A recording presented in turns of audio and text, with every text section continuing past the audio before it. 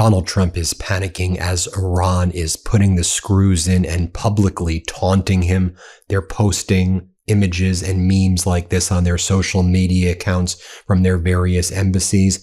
Brave American hero or a coward hiding in a catering truck.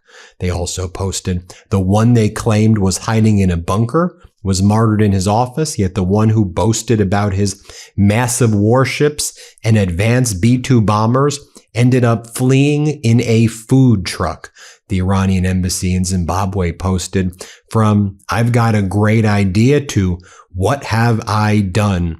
Then they repost the story of Trump hiding in a food container to leave Turkey aboard a military plane because of his fear of Iran. And it says Iran won the war. And the Iranian embassy mocks Donald Trump and says, "The strongest army in the history of humankind." So you know how Donald Trump said the whole world was laughing at us once. No, they're actually laughing at you, Donald.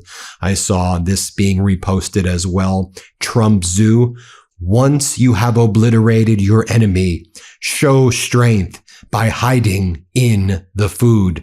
You have Iran's embassy in Armenia reposting the Washington Post. Trump underwent an elaborate plan to hide his flight from Turkey to the United Kingdom last month using a catering food truck amid Iran threat. And it just keeps getting worse from there. The Iranian embassies were posting Donald Trump's meme about Iran has no money. 51 years of bad behavior. The Iranian embassy social media accounts posted his attention to our economy while he is still the president of the United States is admirable. To share this concern with him, we just want to mention that the average price of regular gasoline in the U.S. is $4.01. By the way, that is the highest average for U.S. gas prices in August in U.S. history. In Iran, they're also posting "Commander in sleep. Dream about opening the strait. Perhaps in your dreams it would be open." And it's a video of Donald Trump falling asleep, as he basically does now every time he is in public, which again is further humiliating to us here in the United States and bringing us so much shame. They're posting images like this, "The biggest loser." And it's Donald Trump and Jimmy Carter, knowing that Donald Trump is terrified that he will be a Jimmy Carter, is what Donald Trump says. Well, Donald is way worse than that. Like, let's be very clear. It's way freaking worse than that. There was this post from an Iranian embassy. In July 2026, the U.S. Secret Service secretly moved Trump to a military plane in Ankara using a catering truck due to a security threat. The White House. Trump on the way back home, and it's Trump in a fatty food truck over there. And the more information that comes out, the more humiliating it is. The Daily Mail reported inside the catering truck sat Trump's most trusted inner circle. A source familiar with the matter told the Daily Mail that, in particular, the 35-year-old Natalie Harp's selection to ride safely with Donald Trump was, quote, "a no-brainer." She was Donald Trump's first pick, sources are telling the Daily Mail. And with all of this going on, Donald Trump is saying the USA has total, so what he said yesterday, has total control over the Strait of Hormuz. I think we will keep it. Our naval blockade is being called by everyone a wall of steel, and there is nothing Iran can do about it. No one's calling it the wall of steel. No one knows what the hell you're talking about. And every day, dude puts us through a humiliation ritual. Just freaking stop, man. Just sign off. Go away. Go with Natalie Harp to Epstein Island or whatever you want to do. Go to the Albanian island with Natalie Harp and Ivanka. They look alike. Go there. What the hell are you doing? Actually, don't. I like the Albanian protesters. Don't go to the Albanian Flamingo Island. Go make your own island. I don't know. Go somewhere else. The Iranian Port Authority that had been working out with Oman, they go. Claims and repeated posts by U.S. officials that the Strait of Hormuz is no longer blocked do not change the reality. The Strait of Hormuz remains blocked and will not be reopened until Iran's conditions are accepted. And over here, you can see Iran's Persian Gulf Strait Authority is accurate if you actually look at what's happening in the Strait of Hormuz. And if you look at the flow of tankers through the Strait of Hormuz, if you look at our strategic reserves, if you look at every indicia right now, Donald Trump has destroyed the U.S. military. Our munitions are done. Our soldiers, our sailors, our Marines on the U.S. supercarriers, the USS supercarriers, Abraham Lincoln and George H.W. Bush, have the lowest morale in history. 6 of them wanted to jump overboard and end their lives recently because of the torment they are going through. This is an utter horror show. And what's Marco Rubio talking about, Secretary of State? Well, he's going on Stephen Miller's wife's podcast, complaining that if he were to go back on the keto diet, he may get us into more wars. Here, play this clip. I did. At one time, maybe 4 or 5 years ago, I tried this thing called keto. You've heard of this? Yeah, keto. Okay? And you just eat all this protein. And so you go through this massive withdrawal from sugar and carbohydrates for the first 72 hours. It was a near psychotic event for me. It's true. It's like, if I did this in this job, I would be, Mr. President, we must bomb, Paraguay. And it's like, why? I don't know. I'm just really mad I haven't had any sugar. And then you have war criminal Pete Hegseth saying, well, under Biden, he focused on gender issues and diversity and dudes and women's. I don't know. What are you even talking about? Here, play this clip. Because just 18 months ago, the previous U.S. administration under Joe Biden, especially the previous administration here at Southern Command, stood in front of you promoting priorities like gender issues, women, peace, and security, or climate change, or diversity, dudes in dresses. I've said this before, but the Department of War is done with that nonsense. And then to add to the humiliation ritual, you have Mike Huckabee, the U.S. ambassador to Israel, saying, we are bankrupting Iran. This is a victory. This is a smash. This is what we wanted, to lose control over the Strait of Hormuz and the Red Sea, and to have to abandon all of our military bases and run out of interceptors, and then have the so-called commander-in-chief hiding in food trucks because he's scared of Iran. Victory! Here, play this clip. So today, before I got here, I did something that I thought was very important. I checked President Trump's social media to make sure this was not my last speech in Israel.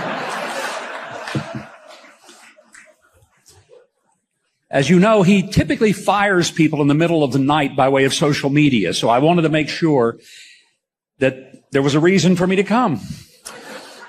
I'm happy to report that so far, so good. Now, I want to get a perspective from inside Iran right now. I want to get a perspective from a professor at the University of Tehran, Professor Marandi. I just interviewed Professor Marandi in Tehran, and I have questions for him. I want to ask him what's actually going on in Tehran right now. I want to ask him what his perspective is on Donald Trump continuing to claim Trump controls the Strait of Hormuz.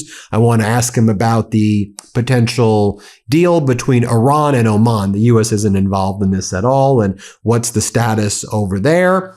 Let's bring in Professor Marandi. Now I want to bring in Professor Marandi, professor at the University of Tehran. He was actually with the negotiating team, working with the media over there in the Islamabad negotiations with the Iranian negotiating team.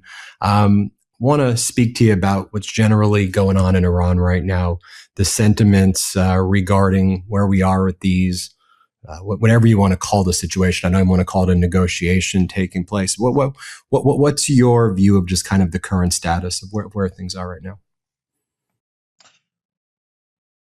Well, the mood in general has been one of defiance and resistance. And it's quite amazing what Trump has succeeded in doing since the war began.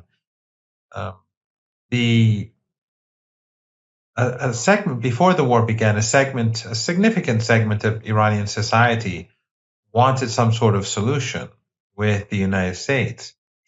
But since Trump betrayed Iran at the negotiating table, in other words, both last year and this year, before the 12-day war and this war, Iran and the United States were negotiating, and during those negotiations, the United States attacked Iran. That has led even those Iranians who are liberal, Western-oriented, who are influenced by Western media or Western-funded Persian language media, they have shifted a great deal. And they've become much more skeptical of the United States and much more supportive of the stance of the state, of the government, of the Supreme National Security Council in dealing with the United States. That's something that I have also experienced personally. It's anecdotal, but some of my students who previously were very critical, if not hostile, towards the Islamic Republic because they believed the Islamic Republic was unwilling to deal with the United States and to do a deal with the United States, their views changed dramatically. And another thing is that although it's not really the number one topic nowadays, but before the 12-day war last year,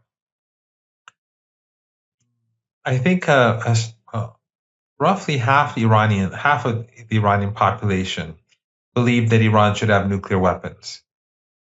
But now, and that's the state and government officials have always been saying that we do not need nuclear weapons, and they were always explaining why we do not need nuclear weapons. And yet now, according to the polls that I saw 2-3 months ago, a very strong majority believe that Iran should have nuclear weapons. So what Trump has done is that he's shifted Iranian public opinion toward, I think, a small majority believed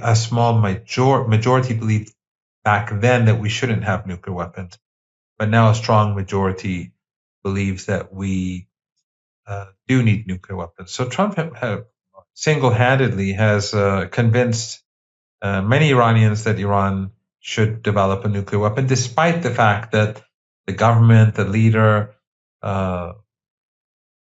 political parties, for the most part, are still saying we shouldn't pursue nuclear weapons, at least for now. I had read that the Iranian government prepared a psychological profile on Donald Trump. They read The Art of the Deal in preparing for, again, these negotiations or whatever it is. And there was a psychological profile regarding Donald Trump's behavior, even if he's capable of doing a deal or not doing a deal, going back and forth, kind of having phantom discussions. One day we're speaking, when they were not speaking, and and just saying all of these things over and over again. What do you know about that? Like when you see the posts, for example, that Trump was making earlier today, we own the Strait of Hormuz. I control it. I'm a pirate. The memes that he posts, obviously, y'all are watching that and seeing the behavior. And so what's the general view? One is, was there that psychological profile created? What's the general view of that right now? Yeah, I've read about it. I don't know the details, and I don't know how true it is. I think it's probably true, but I don't know the details. What I can say is that in general, the interest in Trump has in his statements and his posts have decreased a lot. Last year, I think he was taken more seriously. At the beginning of this war, somewhat seriously, but I think by after 2, 3, 4 weeks, I'm just guessing. Interest in general in his statements, his threats, his Truth Social posts declined, and now when he says something, it has literally no impact. No one bothers to talk about it, or it's not discussed on television or on any of these online programs in Iran or in these Telegram channels. It's sometimes reflected. I mean, if he says something about Iran, you'll see it in the news or in the different channels that exist. But then it doesn't have the sort of impact on society that it had a year and a half ago, or even 4 or 5 months ago. He said so many things so many different times. He's made so many different threats. He's changed his mind so many times in such short periods of time that his statements are not really relevant anymore. Talk to us about Iran's engagement at the foreign ministry level and at other government levels with other countries at this point, both the countries that are the neighboring countries, China, Russia, others, even Europe. You know, I saw that Foreign Minister Aragchi was speaking to his German counterpart the other day, and before that, Italy.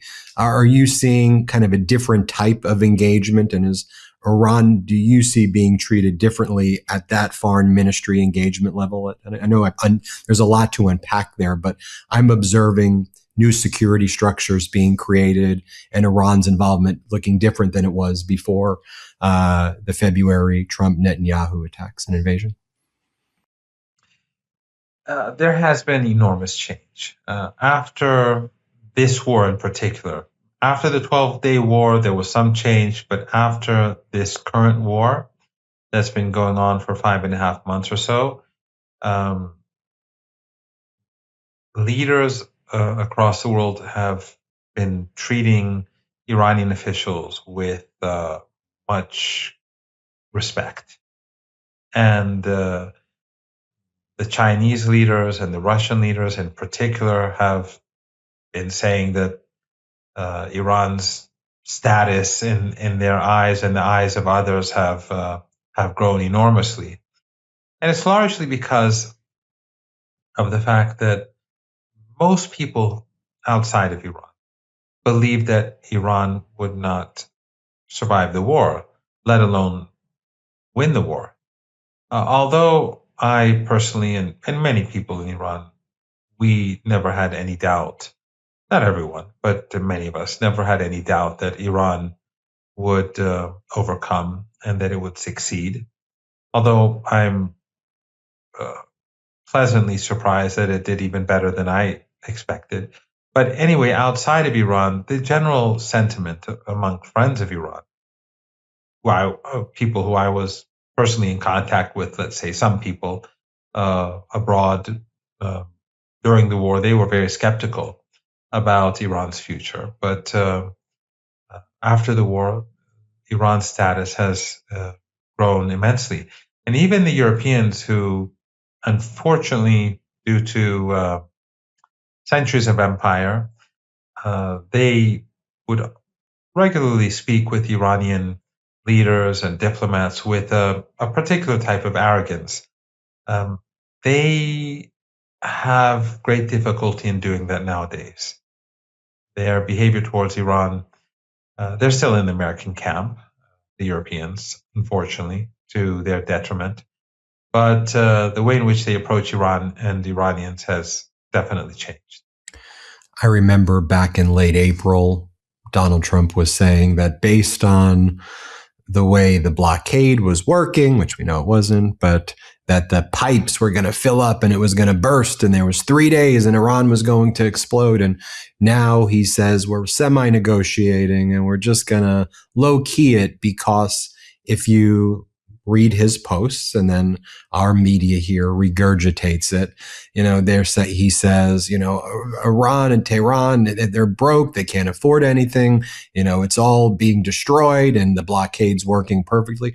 Can you tell we have lots of international viewers, what's actually happening, in Tehran and across Iran? What's the condition like and what's a day in the life like? And, we don't really get to see cameras of what's going on. And he posts that. What's really happening over there? Well, life in Tehran is quite ordinary. If you travel to Iran tonight, and it's 1 a.m. here. But if you travel to Iran tomorrow and walked around the streets, or took a bus or a taxi, or traveled around using the metro, it would be very normal, and you would probably not see any damaged buildings because it's a huge city, and also some of the damaged buildings have all been brought down and they're rebuilding them, but still you wouldn't probably see any damage. If you walk down the streets, the restaurants are full, the shops are full of customers, but I'm sure that if you went and asked the shop owners or the restaurants, how is business doing, they would probably say that it's not doing all that well, and that business is not great. I'm sure some of them are doing quite well, but I would imagine that the overall sentiment is not that great. You wouldn't notice if you just drove around town or walked down the streets. It's just like any other pretty wealthy city that exists in the world. Tehran is a very large city. It's a beautiful city. Foreigners who come here, you are very impressed by how clean it is. They take out the trash every day. It's a very developed city. Comparatively speaking, it's not a Shanghai, but it's pretty good. The mood in Iran right now is, I don't know if the word hawkish is appropriate, but people are resilient. They're steadfast, and they believe that Iran has to be firm. Not many people believe that negotiations are of any use right now. There is a segment of society that believes that, but in general, the skepticism towards the United States is enormous. So they support the armed forces, and they support the strong position taken by the state, because they don't see anyone in the United States as being a real negotiating partner. That's one of the attributes of Trump. One of the things that Trump has done is that he has united people in Iran in a way in which I've never seen before, at least since I was a teenager. And we saw this in the funeral, how the animosity toward Trump and towards his regime and the U.S. government in general, when many millions of people participated in the funerals in Tehran. And for the first time, Western media had to acknowledge the sheer size of the funeral, whether in Tehran or the holy cities of Qom and Mashhad. So you saw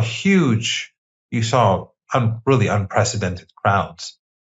Tens of millions of people participated in the funeral when you combine the three cities. And the hostility towards the U.S. government, I think, was profound. People sought revenge in the funeral. So what Trump has done is amazing. And I think that he himself alone, and Netanyahu, of course, alongside him, they have made it much more difficult for the United States to get anywhere with Iran, because the mood in Iran has shifted so much against the United States. So even during the negotiations, which I, as you pointed out, traveled with the negotiating team, during the negotiations, there was a lot of skepticism. And I would meet people on the streets, even though I was not a negotiator, who would say that, why are you negotiating? What is there to negotiate about? They killed our kids. They killed our school children. They killed the leader. They're completely untrustworthy. They'll attack us again. And after the MOU was signed, and then Trump again began to undermine the MOU and ultimately restarted the war, this mood intensified again. I mean, perhaps there were more people who were beginning to say, well, maybe there's a solution out there. But after Trump effectively tore up the MOU, because he violated all of the different articles from Article 1 onwards, the mood again hardened.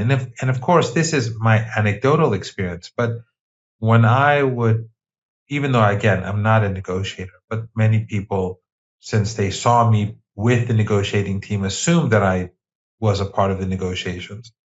Most people who would ask me or speak with me about negotiations, most of them were critical. So where do we go from here? Trump says, and I guess when you even start something now, right? And I reflect on this, Trump says it's words. It's okay. What does that even mean? Trump says, but today it's low keying it. It's wait and see. The block. I control the Strait of Hormuz. I mean, we here in the United States have now seen our gas prices. I think it's the highest average ever in history right now at this point in time. The strategic petroleum reserves have hit attained bottom. That's not a state secret. I mean, y'all follow this. I mean, you know these issues. I saw one of the Iranian generals talking about. He said, it's not even like they're even doing anything purporting in the American interest. They just looking when the stock market closes. And that's when they time these things. It's like, and I saw that come. So one, maybe you all know that, is there a path forward? Is it basically the MOU and it needs compliance with the MOU? Where do we even go from here? Or is it really at this point just kind of wait it out and wait until 2029 until another person comes in? Or where do you see it?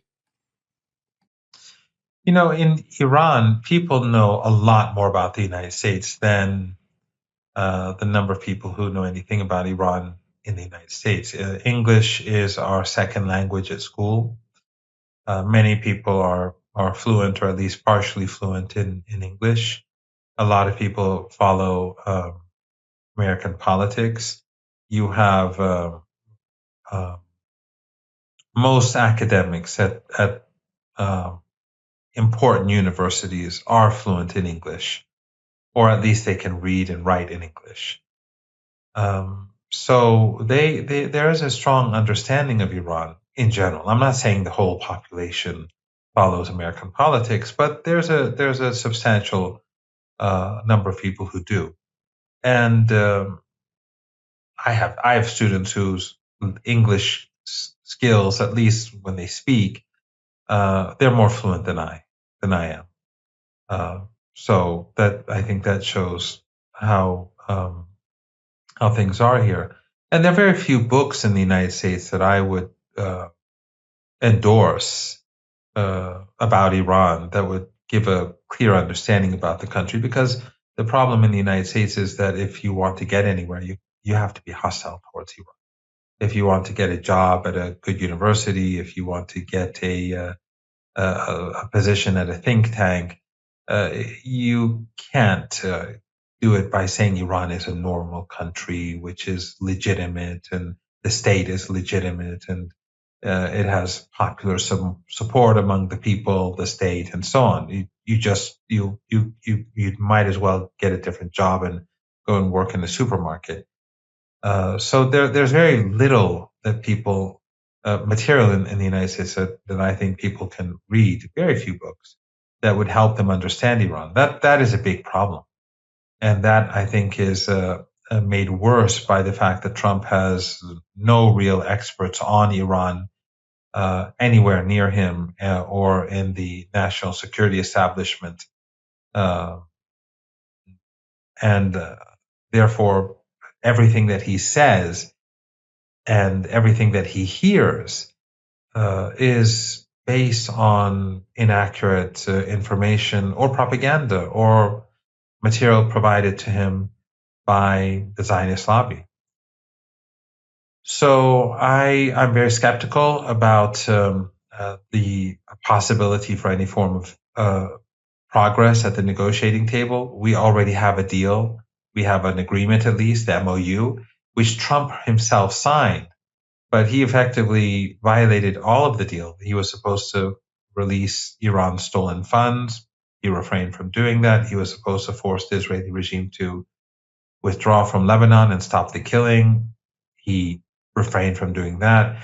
He was supposed to lift the sanctions on the Iranian oil exports. He remove them and then put them back in place within a few days. And the list goes on. I mean, every article in the MOU he undermined. And then in Article 5, where he was supposed to, where the Iranians were supposed to control the Strait of Hormuz and normalize the trade and the passage of ships through the strait, he went and set up his own corridor with the Saudis and the Emiratis and the Kuwaitis in violation of Article 5. And that ultimately led to him attacking Iran again because Iran blocked it. So after he signed the MOU and then undermined it, in Iran, no one believes that his signature is worth anything and that negotiating with the United States is worthwhile. So I think the only thing left really is actions. If the United States, for whatever reason, begins moving towards some sort of implementation of the MOU, even if it doesn't declare it, that would be what the Iranians are looking for. The only thing that's important for Iran right now is implementation and for the United States to carry out its commitments. Because, again, as I said earlier, Trump's signature means nothing. Do the Iranians believe that the United States is going to carry out its commitments? No, I think there's a lot of skepticism. And there's a lot of talk right now that Iran will just have to wait till Trump's presidency is over. So this conflict could hypothetically go on for well over 2 more years. And when Donald Trump says that Iran would be incapable of waiting it out and that time is on the side of the United States, what's the general view there? You know, just when that is a talking point that happens here a lot, which is we just keep this blockade. You know, we've got the 2 super carriers there. You keep the blockade and then that'll resolve it. 2 years, as Trump says, that's the best strategy. Iran won't be able to last that long or something like that. Before we go, what's kind of the view there when he says that? I don't think, at least I don't know of anyone who thinks that Trump knows what he's talking about. When the war began, Trump demanded unconditional surrender by day 40. He accepted the Iranian 14-point plan as the framework for negotiations. That was accepting defeat. Then he started the siege warfare, assuming that Iran would collapse, and he ultimately had to accept the MOU. So it was the global economy and the U.S. economy that was being hit hard that forced him to accept it. Remember, he spoke about Herbert Hoover, the Great Depression, and he didn't want to be a president like Hoover. So it was clear that the siege back then wasn't working. And then he restarted the war again. It failed, and now we're in siege warfare again. The Iranians are going to be patient. It will hurt, but the Iranians will be patient, and ultimately the global economy is heading toward a cliff. And the Iranians recognize that. And it is going to hit Trump hard. It's going to hit the global economy and the American people hard, just as it's hitting us hard. But the Iranians know that they have to persevere. They have no option.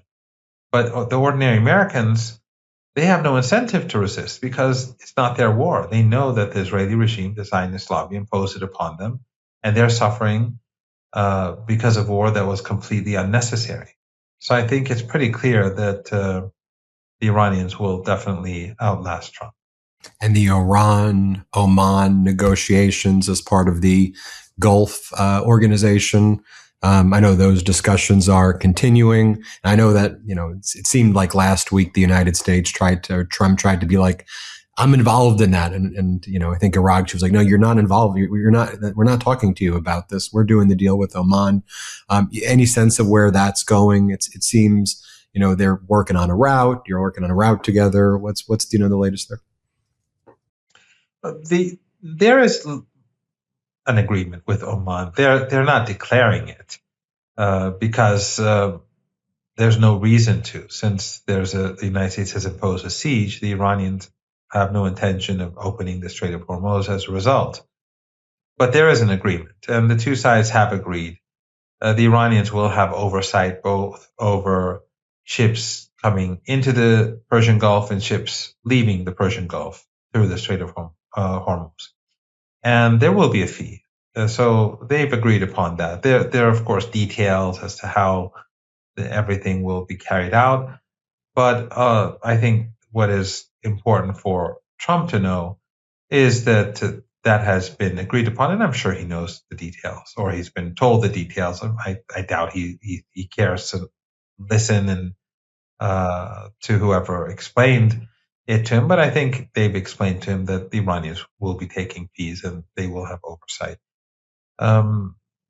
The Americans put a lot of pressure on Oman to prevent any fee from being a part of this agreement and to prevent Iran from having full oversight. But the Iranians told Oman on numerous occasions that, look, we want to do this with you.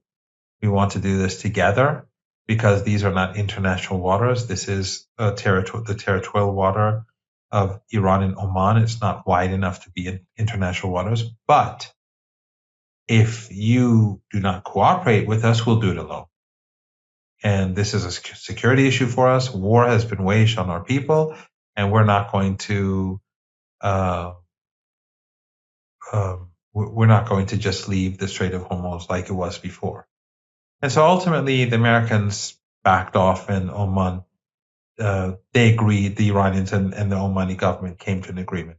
But again, this hasn't been declared yet, although they've made positive noise about the negotiations, but it hasn't been declared because right now, whether there's an agreement or not, nothing changes as long as the United States is imposing a siege on the Iranian ports, and also as long as the United States refrains from implementing its commitments in the MOU that Trump signed.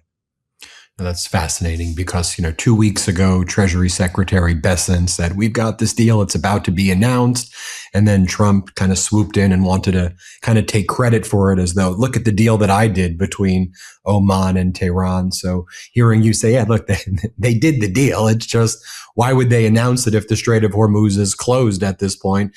And it would basically, Trump's going to take credit for doing a deal he didn't do while the strait remains closed. So no, follow the commitments of the memorandum of understanding, and then we can, implement the structure. Anything we missed that you think is not being, kind of talked about, that you want, that you think there's disinformation or misinformation about that, that was on your mind?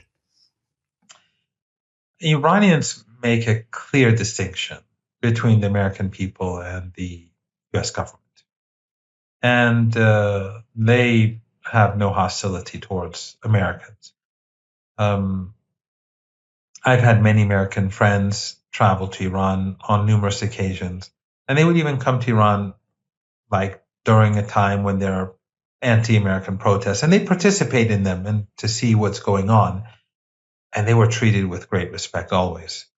So Iran's problem with the United States has to do with the political regime, the leadership of the country. And it's not just Trump.